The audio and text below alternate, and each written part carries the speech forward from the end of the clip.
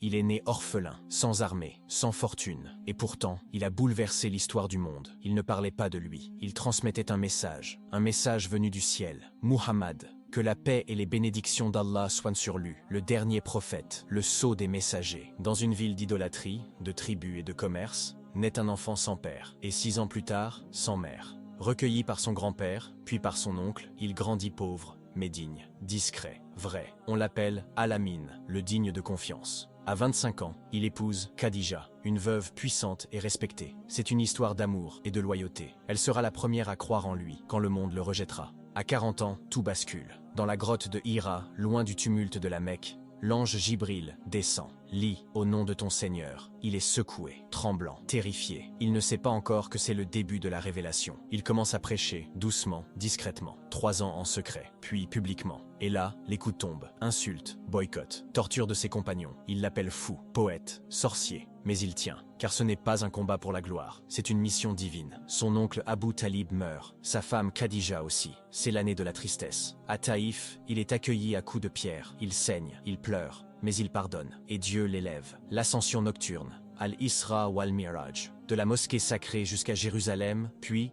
jusqu'au-dessus des cieux, il reçoit l'ordre de la prière, un honneur, un miracle. Il quitte la Mecque, il fuit les assassins, il quitte sa terre, c'est l'Hégire. Il s'installe à Médine, et là, il construit une société. Il devient leader, législateur, commandant. Mais il reste humble, Badr.